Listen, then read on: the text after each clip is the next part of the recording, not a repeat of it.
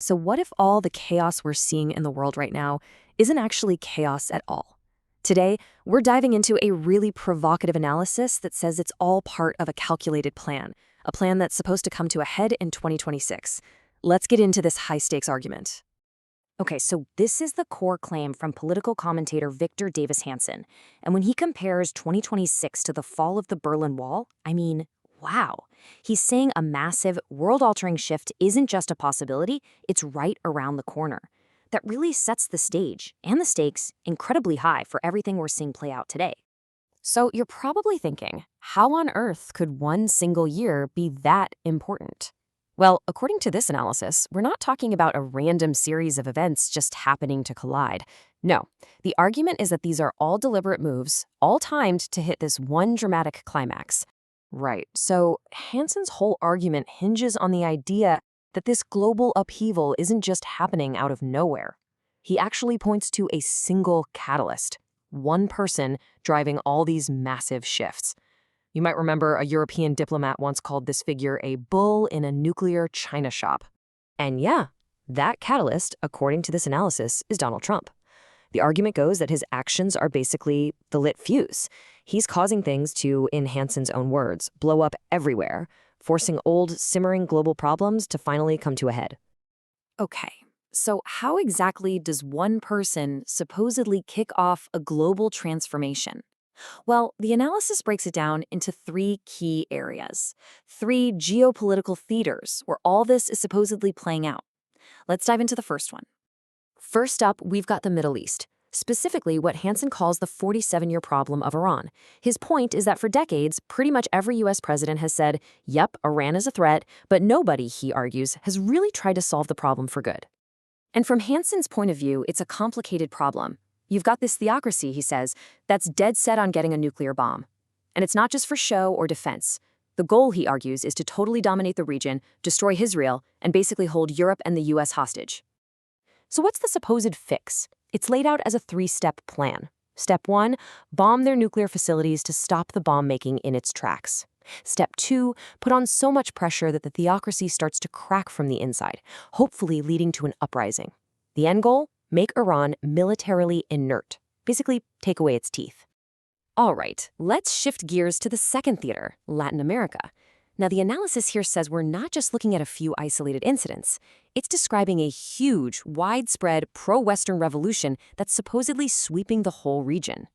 So what are the problems being targeted? The analysis points to a few big ones.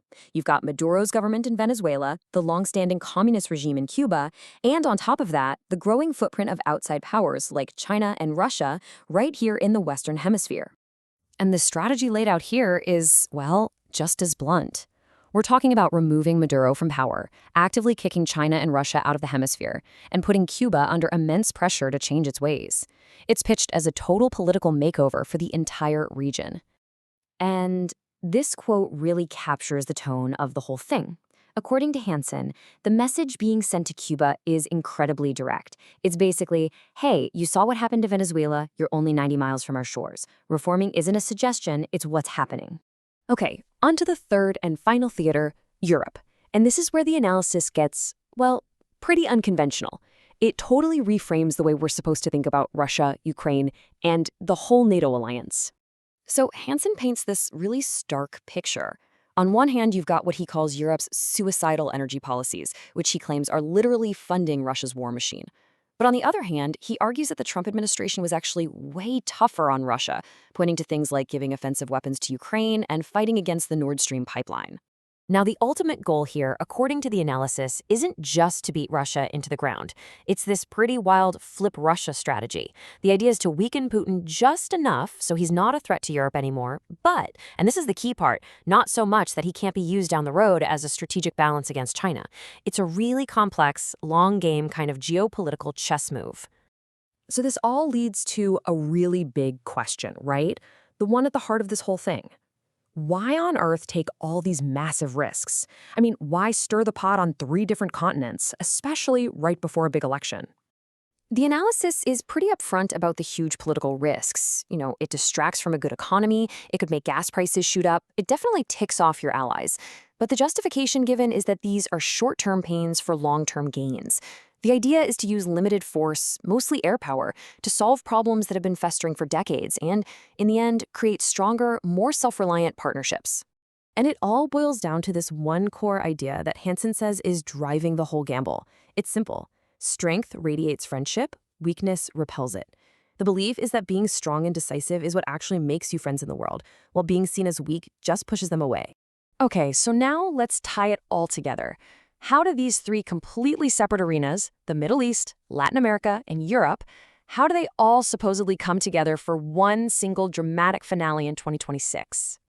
Well, according to Hansen's take, the ball is already rolling. He actually claims that 3/4 of these huge global shakeups are already on a path towards some kind of resolution.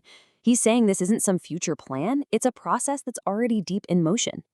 And if this all actually happens, the result would be a massive reshuffling of the global deck. Picture it, an Iran that's no longer a nuclear threat, a Latin America that's democratic and friendly to the West, a Russia that's now a check on China's power, and all of this could mean fewer American troops stationed overseas, because you'd have this new group of strong, capable allies. The ultimate prize, as Hansen sees it? It could put the United States in a position of global power that we haven't seen since right after World War II. I mean, that's a huge claim. And it brings us full circle, right back to that bombshell prediction we heard at the very beginning. So, in the end, we're left with this one big question. Are we just watching a bunch of random, chaotic events unfold around the world? Or, as this analysis argues, are we witnessing something much more deliberate? The messy, painful, and calculated reordering of global power. That's the really provocative idea we wanted to explore with you today.